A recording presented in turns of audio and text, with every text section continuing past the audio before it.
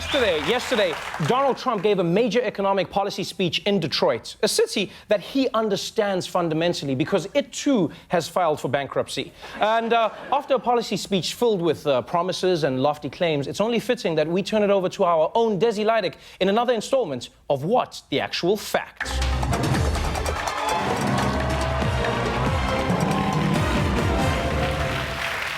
Trevor, Trump's speech yesterday was like a Rihanna song. He shouted, work, work, work a bunch of times, and that was pretty much all most people heard.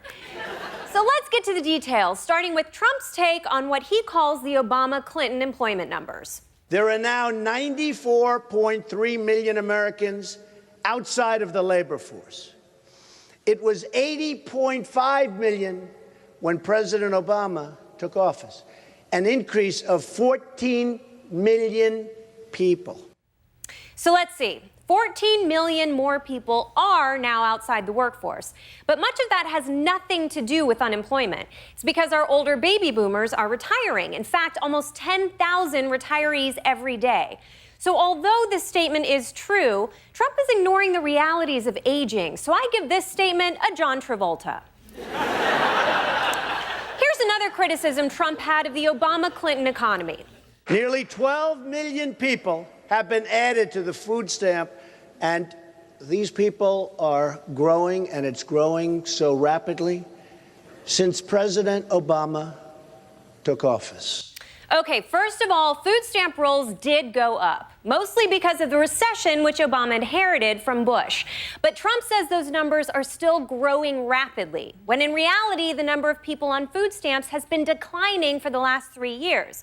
So this claim is mostly false. Trump confidently says something is growing, but we all know it's shrinking. So this gets one whiskey dick.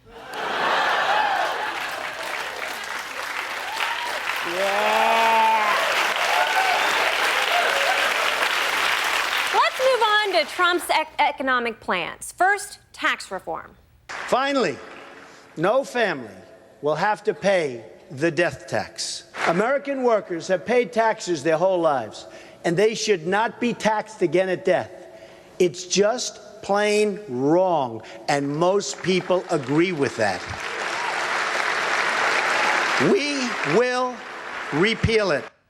Yes, American workers do pay taxes throughout their careers, and Americans can be taxed when they die. But the only folks who actually pay estate tax, or death tax as Trump calls it, are those with estates worth more than $5.4 million. Meaning that tax has no impact on 99.8% of Americans. So what Trump's talking about is technically true, but irrelevant to almost everyone. I give this one coworker talking nonstop about CrossFit. I don't care how many kettlebell swings your tiny body can do, Ronnie. I gave birth this year. Yeah. Thank you. Thank you. And finally, we need to look at the most controversial promise in Trump's entire economic address. Our lower business tax will also end job-killing corporate inversions and cause trillions in new dollars and wealth to come pouring into our country. And, by the way, into cities like right here in Detroit. I'm sorry, can we see that one more time?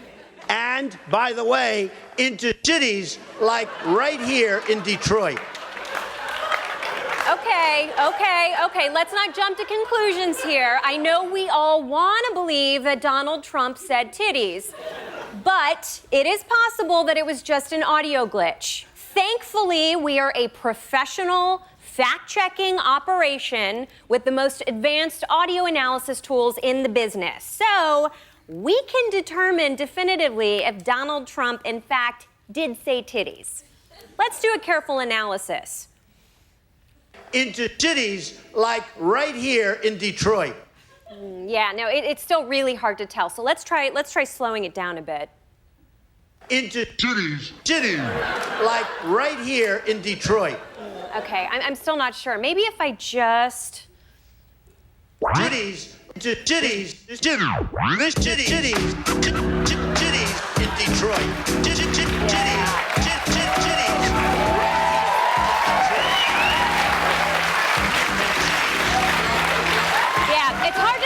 these titties are real, but I can tell you that Titties Like Detroit is a hot track, so go stream it on Tidal. Trevor? Thank you, Desi. Desi Lydic, everyone! Hey there, thanks for watching. If you like that video, click here to subscribe. Just keep the mouse pointer away from my face, please. Don't, here, click here to, not my face, click here, please.